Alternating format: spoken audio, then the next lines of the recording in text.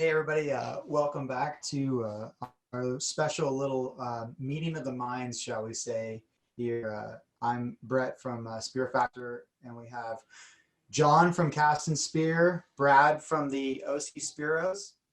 We have Diane Huff, who some of you may know her, some of you may not, but her husband died in a spearfishing accident last year, and we really have her on and bring attention to what she's doing, trying to take a negative and turn it into a positive, and hopefully save more lives, or at least make diving safer as best as we can. So welcome to the show, everybody. Thank you for having me. Yeah, Diane, we were joking that this was like the triumvirate of some SoCal spearfishing communities. It's pretty cool to have all of us here together at the same time. And by the way, you don't overlook Diana is an OC Spearo as well. So we okay. Yeah. She's gonna be the lobster queen as of season I'm working opener. on it. I'm getting there. October 3rd, she'll get her chance. October 3rd is my birthday too, so it's gonna be quite a year. Awesome. Nice. That's legit. That's awesome. Diane, do you want to get started? Tell your story, and then also, a little bit about what you're trying to do. Yeah, definitely. So, well, first, thank you for having me. And I'm excited to tell a little bit about Ryan and all the good that's going to happen from his tragedy. But let's see, Ryan was always an adventure guy. He did everything from ice hockey to bow hunting. I'm leaving out a million things, paintballing and golf and just any hobby you could have. He was into it. And about 4 years ago, we went to Kauai, and he got a 3-prong, was out with his dad and my brother-in-law, and he was hooked. I mean, he got a little manini, I think his first fish. And I remember he got a few of them, and we went back and made the tiniest fish tacos. But ever since coming back from Kauai, when we got back to California, he was hooked. I mean, right away. He sold his motorcycle. He did all of this stuff so that he could get as much fishing gear as possible. And so from that point on, I mean, lobster opening day was untouchable for me. He ended up getting a fishing boat. I mean, he was in it, and just his love of the ocean. I mean, he grew up kind of over by Lake Mead. He grew up in Utah for a little while and did a lot of snowboarding, and he's always loved the ocean. We had a big reef tank at home for a long time. And but once he was in it, and for him to be able to catch the food and bring it home, he was so excited. And I didn't mind the lobster or, the sashimi either. So, but on September 28th last year, so opening day, he left in the morning and he didn't come home. And, just probably every wife's biggest fear when their husband's doing something, that it involves maybe slightly more risk than, your average, golfing. I wish he stuck to golfing sometimes. But, he left at about 4:15 in the morning. They were going to get out to Laguna. They wanted to be in the water at 6 a.m. right when it started. And one of the dive partners was sick and couldn't go. So there was 3 of them together. And they've been diving together for the last 3 years. And I got a call at about, I think it was 6:54. And I missed it at first. I was asleep. And then I called back a few minutes later, just saying something's wrong. What do you mean something's wrong? My initial reaction, I thought, oh, he probably banged himself up against the rocks. He needed stitches. He was in the hospital for stitches all the time. And I was annoyed initially. I'm like, oh, I got to get up. I've got to go down there. And I had no idea. I had no idea what I, was into. He was a very athletic, capable guy. He took this sport seriously. He was certified, and he was really good at what he did. I mean, Ryan and my 2 sons would practice breath holds in the jacuzzi in our backyard. It would drive me nuts because all 3 of their heads are under the water for long periods of time. And my little 3-year-old's going, they still do that and scare me. But so on my way to Laguna, I had to go to Mission Hospital. I heard that he was unresponsive. And when I heard that, I knew something was really wrong because, Ryan was MacGyver. He could get out of any situation. He was really, really talented. And I'm thinking, there's no way that wouldn't happen to him. But, you know, when I got down to the hospital and, you know, they let me know that they just said, you know, his heart wasn't beating when he got here. We couldn't do anything. And, you know, just everything changed in that moment. It was intense. I almost didn't believe it at first. I'm thinking, no way.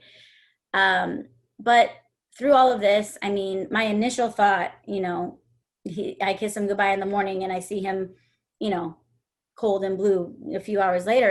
It's just unreal. But I knew immediately that good needed to come from this. I couldn't, you know, he's not going to die and then it just goes away as some sad, tragic story. I wanted to enhance his love of the ocean for my kids. I want them to grow up with the ocean, you know, as he intended. And I think people just, they really need to know the situation and understand, you know, just have that risk on the forefront of their mind. I know that, you know, there are many ways to mitigate the risk, which is, you know, kind of what we are here to discuss a bit along with our memorial fund. But yeah, I want people to learn from this incident, and whether he did things right or he did things wrong, I think it needs to be out there.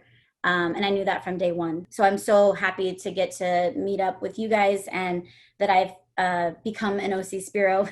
And I'm going to get certified as well. And I'm going to learn how to do it so that I can teach my kids, also so that I can be a part of this initiative. And I'm lucky to have the Spearos backing me up so that we can make a lot of good happen from this. My condolences first and foremost. And I wanted to say, really do appreciate how strong you are to be able to face and like go headstrong right into what, you know, took his life, and then do it for yourself and then inspire your children to do it as well. I think that's huge and shows your character. Thank you very much. Yeah, definitely. Likewise. That was the first thing I actually was impressed with. Excuse me, hearing you talk, having been around people before that have lost. I mean, definitely for you to be strong and face the reality and then do something positive with it says a lot to your character. So Thank you. awesome. Thank you. It's a lot. I mean, that's how Ryan was, and I thought from the get go, you know, I need to you know, honor his legacy. And I mean, he was the kind of guy. I mean, definitely. I mean, he pushed things. I mean, you know, he had his lobster limit, and he saw a sheephead. He's like, I want lobster dinner and ceviche sheephead. You know, I know that's what he was thinking. You know, I know exactly what he was thinking. He saw one. He's like, I'm going to get that too. And that's how he was. And he always was successful. I mean, well, 9 times out of 10. So, but thank you very much. And yeah, like I said, it's for my kids and it's for him because, you know, he was a strong, positive guy just like that. So Diane, we do really appreciate your story, and you're going to start this fund. So I'm really curious, Brad, what is this fund that you guys are working together on? Yeah, so when Ryan passed, you know, and talking with Diane, one thing she kept saying is that she wanted to remain in the community and she wanted to be involved, you know, as in Ryan's memory, just to, you know, to sort of help keep that alive within her, keep his memory alive. And so as a club, you know, we were trying to think of ways to make good out of a very bad situation. And, you know, it's always been a personal goal of mine. I mean, we've all talked before on both of your podcasts about how important safety is to me and how I've been trying to bring, you know, as a director of the OC Spearos, been trying to instill that in the club. And so then I started thinking, you know, as I was at Spear America, you know, I'm there often, and every, you know, you can tell when there's a new guy or a more salty guy or girl, and all the new people, when they're saying, oh, what kind of, you know, should I buy those $700 fins, and should I buy this $2,000 gun? And my answer is always, no, you should go buy that FII course, or, you know, you should go find a PFI course. It'll change your world. And, you know, the response is always, yeah, I will. And then they see the price and they're like, oh, I can't afford that. And then they buy their $2,000 gun and their $700 fins and they go along their way. And so that always really sort of stuck in my mind, like how can we solve this problem? And knowing Diane's desire to stay in the community, stay in the group, stay associated with the OC Spearos, I thought, well, what a perfect opportunity to take that financial barrier away from people, especially the newer divers, and and replace it with, you no longer have an excuse. Here you can come take this course, or you now actually have the ability to take this course even though you may have a financial hardship. So we created the OC Spearos Ryan Huff Memorial Scholarship Fund as a means to support that. It is primarily a need-based fund. So we have an application process that will ask questions about why can't you just pay for this on your own? And really that is to support our local instructors. We understand that our local instructors do it, many of them do it, not necessarily as their primary source of income, but definitely as a necessary source of income. So we don't want to take away from that pool of people who could afford it anyways and keep the instructors, financially viable. If they're not making any money, they're not going to be able to continue teaching and keep bringing the safety information to our region. But we do want to be able to get those people that could never have afforded it anyways still through the course. So we set a goal this year that before the end of the year to do everything we can to raise $5,000 to support that.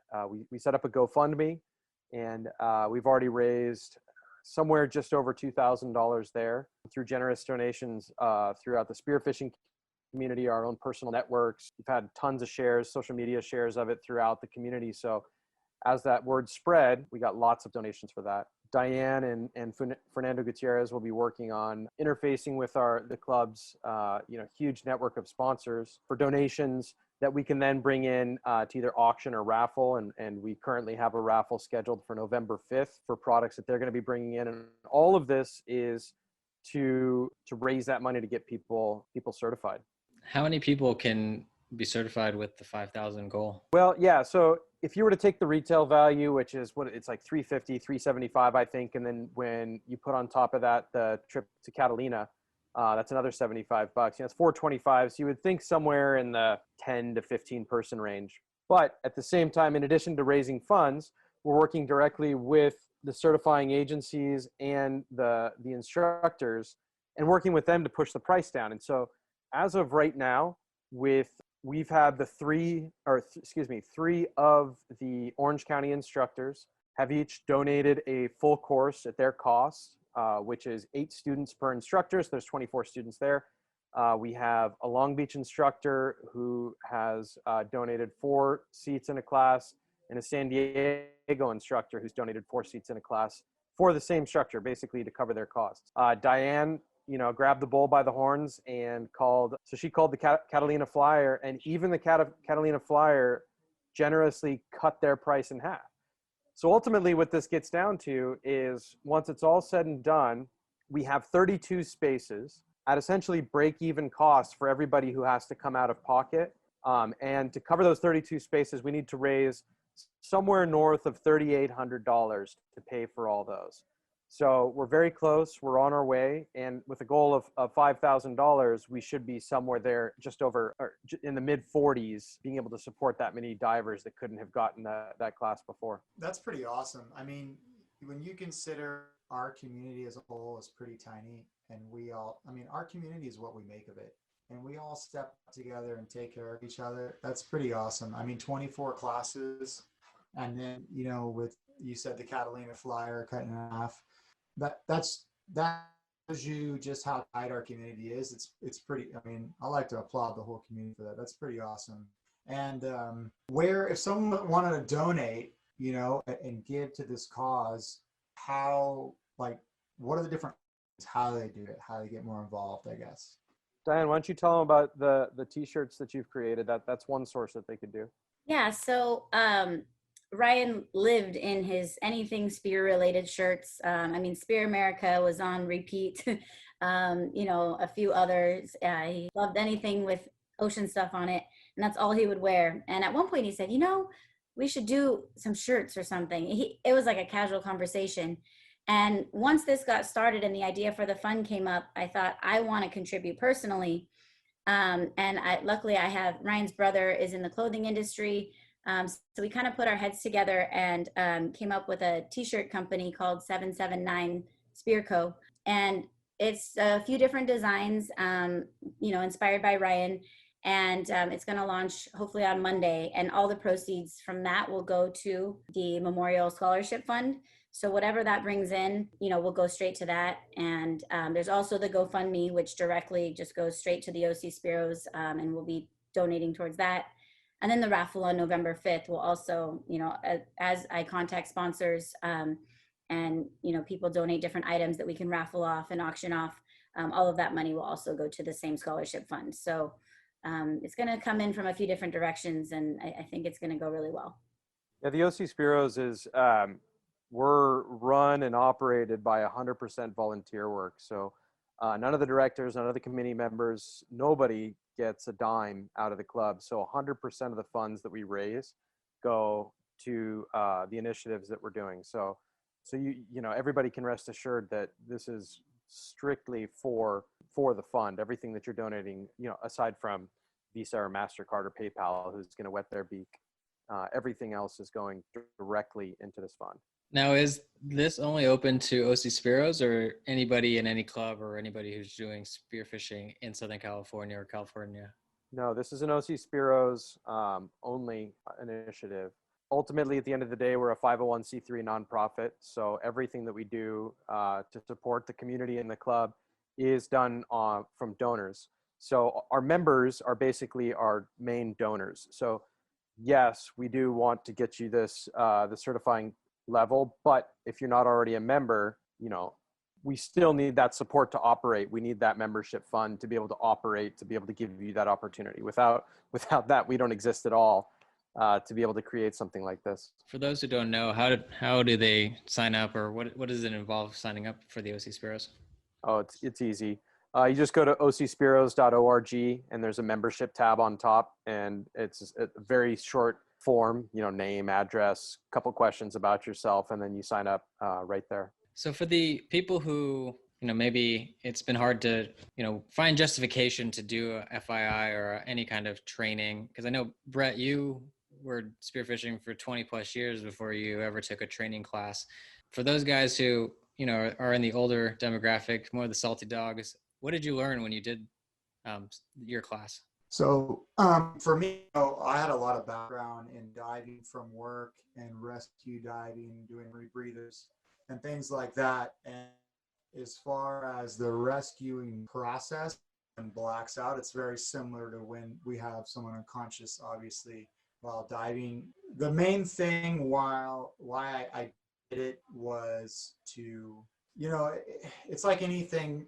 When you think that you know everything, you just stop learning. And you know what? Maybe I just kind of swallowed my pride. And what I found funny was that freediving wise, I was pretty bad. But I did learn a few things. And I'll be totally honest, I was doing Valsalva for 20 years. And then the guys were like, Frenzel. I'm like, well, Frenzel, if it ain't broke, why fix it, And it took me like 3 months to Frenzel. And then it was just like, you're an absolute moron. You didn't wow. Okay. So as far as that, just learning that in itself and social media before all of this either. So that didn't help, but that right there was worth it. And it made it so much more enjoyable. And then all of a sudden, more comfortable. And then you learn about efficiency, you're diving better. And again, you can learn some of the stuff by reading a book and okay. But more importantly, for the older guys, number one, it's an excuse to go practice diving. Number two, you might learn something, even if it's about 2%. And I'm sorry, as long as I'm going forward, I'm going in the right direction. And, I'd say it was worth it for me. I mean, my course was $350. I did it in Guam because I was there for work. And it was great. I don't regret it. And the thing is, I can share it with other people, but you can educate other people on it, and you can encourage them, and then you get the community aspect. And when you get the community aspect, now you're diving with like-minded that know, right? And so you're all on the same page. And so you know what a loss of motor skills are, MCLC, whatever it is, and then you know what someone looks like when they're coming up and they're not ready to black out, or if they do black out. You've repped it, you've rehearsed it, and you've seen it, and you've sat down and actually been structured like instructed on it. Like I have through my work, but I think I'm kind of unique because I was in that situation for work, and it happened to me at work one time. But I think for a lot of people, even if you're older, that you don't really know what you don't know until you just swallow your pride and just check it out. Who cares? We're supposed to be doing this for fun, not we shouldn't be dying. And not only that, like we shouldn't be like making it. It sure is a lot more fun when you can enjoy the dive. It took me 20 years to enjoy the dive, and I really equate that to the freediving course that I took. That's the long end of it, I guess. Yeah, there's a lot of people who are intimidated by the course too, because like the FII course level 1 will certify you to 20 meters, which is 66 feet, and to a 3-minute static breath hold. Well, people hear that and they think there is no way I'm getting 66 feet, and there is no way that I can hold my breath for 3 minutes, and that turns them off and just says, well, I can't do that course because I can't do those things, and so they never even attempt it. Well, what people need to understand is the course certifies you to those levels. So you don't need to make it to the 66 feet, and you don't need to make it to the 3-minute static breath hold. But what you do need to do is you'll learn the techniques to be able to safely do both of those things. And as long as you can demonstrate that you can do those skills, even if you don't make it to those specific milestones, you will pass the course. And exactly like Brett said, I mean, I had the exact same experience when I took my level 1. It gave me a level of comfort in the water, both comfort at depth, gave me a level of comfort, within my breath hold. And the biggest thing, the most humbling thing about taking a course is when you leave and you now have that knowledge that you didn't know you didn't have before. And like Brett said, the signs and symptoms of an LMC where maybe you wouldn't before. The signs and symptoms of somebody who's about to black out, and you know what to do with it. And the best thing about it all is once you're certified, any instructor is going to welcome you to come back in their class while they're running a class and get more reps doing it. That is just something that will happen, that you will be invited to. So it's not just like you take this 2-day course and then, all right, good luck, hope you remember. You now have the opportunity to keep practicing it over and over again as many times as you want. In a community, like Brett said, like-minded community who is interested in practicing those things with you that you're interested in practicing. Brad, are you leaning towards in the future having a fully certified Spearo club here in Southern California? Yeah, that's always been my personal goal with the club. I mean, as we all know, we're the largest club of this type in the world. And then to be able to put that feather in our cap that says, and by the way, 100% of us are freedive certified, that talks to a level of seriousness of how we take not only the safety of our sport, but the efficiency of our sport. I mean, once you're certified, you just are a better diver. You have the skills to be a better diver faster. Like, I'm not going to say that you're now a better diver than somebody who's been in the water forever, but you've got there faster.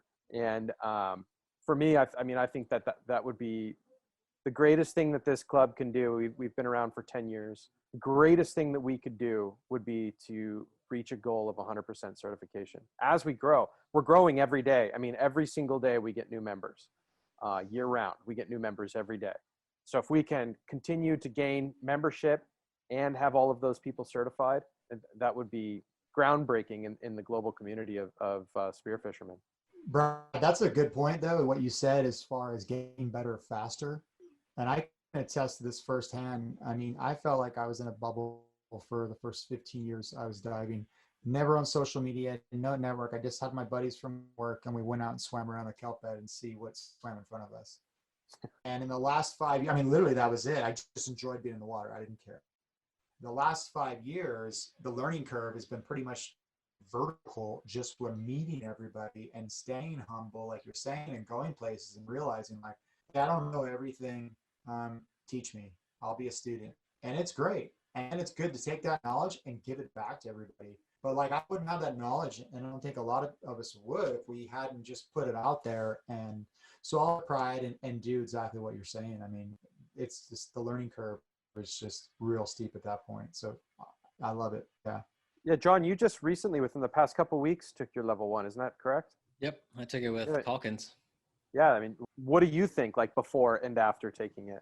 Well, when I first got started, the old guard that I kind of was hitting up on social media would tell me, don't take the class because it'll make you too confident and you might put yourself in a bad situation. So I took that advice. I basically was like, I'm not going to do it. I'm just going to kind of stay within my 35 feet depth and kind of just see what comes my way.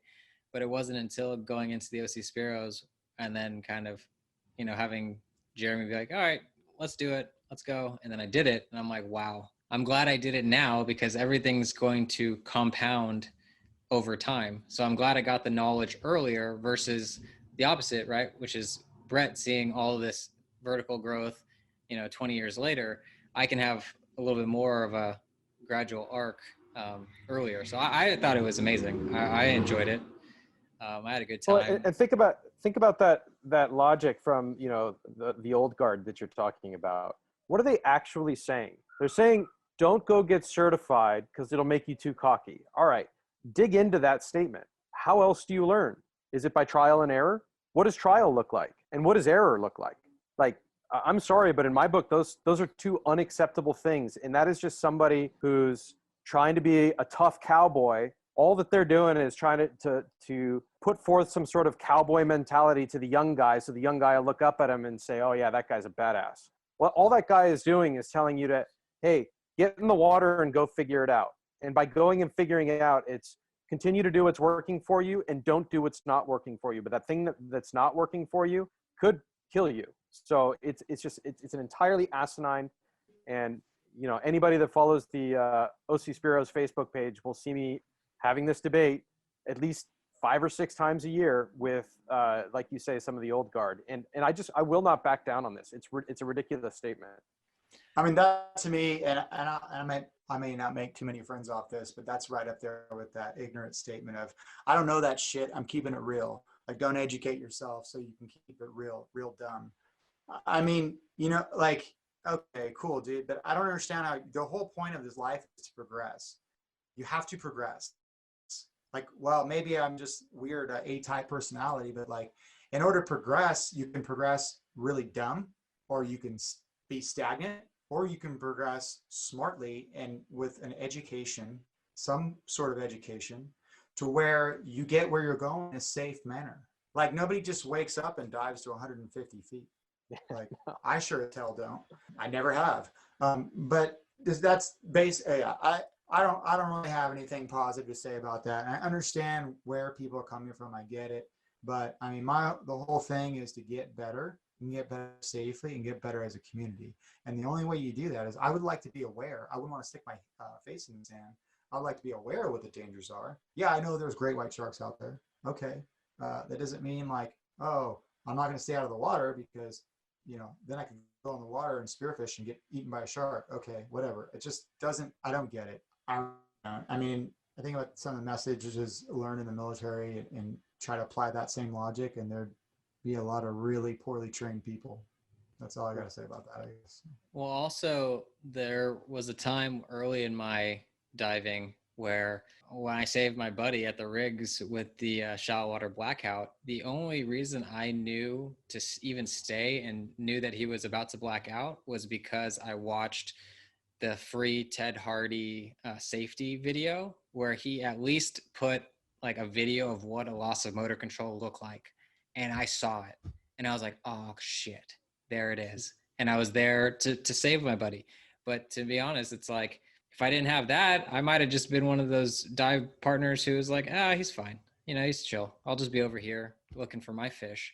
And it's gotten to the point where now I almost always dive with somebody who's been certified. And now that I find people that are more and more certified, it's just kind of like, oh, I know you take safety as seriously as I do. I don't care enough about fish to not come home. Like, as much as like, I know there could be some risks associated, but it's like, if I didn't, at least if I'm going to go out, I want to say I tried to be safe. And that's why I like with Ryan, some bad things happen, but he at least was diving with certified people. He knew the risks. So I'm just like, to the guys who are just like, go wing it. It's too dangerous to wing it. You can mess up and bad things happen when you aren't winging it. So why be in the camp of like not trying to be better? So yeah, no, I think everybody should be certified. How can people find out more information about this? So there will be, in the next week or so, the application will be online on the OC Spearos webpage. In the meantime, what they can do is follow the OC Spearos and Friends Facebook page. We'll be posting notifications there. They can always check in on the ocspearos.org webpage as well for updates. But really the most efficient way to keep an eye on when things are coming out will be through the Facebook page. And Diane had mentioned the fundraiser auction raffle that's going to be coming up here in the beginning of November. Keep an eye out for that, and we'll have applications up soon. Diane, is there anything else you'd like to share? I think that covers it. I mean, just kind of bouncing off of what we were talking about as far as educating yourself. I mean, why not take that extra step to be just a little safer than you currently are? I mean, I know a lot of people out there who think they know what they're doing and they know they're being safe. But the ocean has so much to offer, and I mean, it's an infinite, experience to learn from, and there's a lot of unexpected things. So I think just arming yourself with that knowledge, you can't go wrong. I mean, and even speaking as the wife of a spear fisherman, I mean, I think even for families to have some of the knowledge and learn more about this as well. I mean, I wish I knew a little bit more prior to, before this happened. And I could have talked to him about it, or maybe I wouldn't have been so annoyed at how much the certification class cost, or, so I think educating not only, spearos and spear fishermen and spear women, but, their families as well. I think it's, it'll help give a little bit of comfort to the people who are waiting for you to come home. Yeah. I just have one more thing to the people who might not take the class just yet, and they're going to go to Lobster opener. Brett, what safety tips do we got to at least have them do a quick refresher before they get in the water? Yeah, John, that's a good point. I covered it a little bit before. I did a podcast with Robert Payne right after Ryan's accident, and I kind of talked about it, and I learned this stuff from diving in bad viz at work and diving around line and all this stuff. And the biggest thing is you want to minimize the amount of stuff you have on you. And that includes anything on your weight belt other than weights and your knife. Make sure you have your knife properly hidden so nothing gets snagged on it. And I don't dive with a bag. I'll clip my bag on a float. To be honest, even after all these years, I get anxiety when I have even put a fish stringer on my waist. I don't, and because I have been tangled up at work because of certain situations, but I don't want anything on me that's going to cause a loss of concentration, like that extra make you stay that extra 5 seconds at the bottom, or that is going to make me nervous where I can't even dive that good. It's just not worth it. And you want to streamline yourself as much as possible. And the other thing is go with your buddy, one up, one down. And the reason why, you guys, lobster season, there's boats everywhere. Everybody's going to be out there. It's nighttime. Bring chem lights with you. Just be aware, right? Because there's nothing worth, I think we've all been there, when you go down and you hear a boat and you're like, oh, dang, when do I come up, or am I going to come up and get hit? And it's nice to have a buddy over you that can either help signal the guy or, let you know via friggin' pulling on the line that you're going down if you have to, just to let you know, get an extra set of eyes. And again, the biggest thing is those bags are great. I know exactly what the Mutiny Dive Co. bags, they're awesome for the lobster. They don't hang up in there at all, but that big, large mesh tends to snag on things more firmly, I will say, than the smaller mesh net. The smaller mesh net seems like it snags on a lot of stuff, but it just kind of drags and comes off. The big mesh stuff seems to really hold on. And this isn't bashing anybody's products or anything like that. I just prefer any bag. I just clip it to the float, bottom line, and be safe, right? It's not worth it. Go out for lobster in the day. Little trade secret, they're lobster out in the day. And the reason why I'm going to get into it, okay, is because if anybody's ever pig hunted, pigs get down on the wallow in the day and they stay hunkered down. So do the lobster. So if you can find something other than the jetty where the holes are hiding in, you can go there and find 5 lobster on one little rock. And if you go there at night, because I've experienced this myself, they're out and about, and it's hard to get them. When they're on the road, stay there. They think they're safe, and you can get all 5 of them. Okay. That's all I got. That's my little tidbit. Okay? And if anybody has any questions, and I'm dead serious, hit me up on social media, Spear Factor, whatever the hell. Just hit me up and I'll help you out. I don't know everything, but I know a lot of guys that know a lot of stuff, and I've had a lot of experience, and I'll share anything I have with you guys. That's it. Perfect. Brad, do you got anything else? Yeah, just reiterate the dive bag on your float. I started diving like that last year, and I will admit that the first 5 or 6 dives, I hated it. It was a pain in the ass. I thought, there's no way this is going to stick. And then after those 5 or 6 dives, you forget about it. And now you realize, like Brett said, you're more streamlined. You're not thinking about that extra weight around your waist. You're now able to control your buoyancy. Once you put 7 bugs, in a bag on your waist, let's call them even like a 2-pound bug. All right, you've just added 14 pounds to your weight belt that probably had 14 pounds on it to begin with. So you're no longer positively buoyant anywhere. You've also got that mesh bag where, little lobster legs or big lobster legs are poking out of and grabbing hold of anything that you get by. And they will grab hold and snag you on things. So it's the bag on your float is big. Also, communicate with your dive partner. Talk to them about what the plan is. Talk to them about where you're going to be diving, what direction. Discuss a reasonable interval of time where, like, hey, if we haven't talked every 5 minutes and given a okay, let's talk. Let's shout at each other, shine the light, have some light signals, like I'm flashing my light 3 times means this, come up with your own language so you guys are able to discuss, keep in contact and know what's going on. 3 flashing lights means a boat coming, so just talk and streamline. Thanks, guys. Diane, thank you for sharing your story. Brad, thanks for helping get this fund up and running. And Brett, thanks for being the old salty dog who bloomed into a butterfly and is now certified. I don't know about that. Losing hair. I don't know. Hey, come on. Oh, that's all right. All right, I'll put the show notes and links to the shirts and the fund and my on my podcast, and I'm assuming Brett, you'll do the same. Absolutely. Yep. Perfect, guys. It's been a pleasure. Cool. Thank you, guys. I appreciate it. Yeah, thanks for the opportunity having us on here. We appreciate it. Yeah, thank you, Diane. No, thank you. Thank you for listening to the story and, just helping promote safety and the fund as well.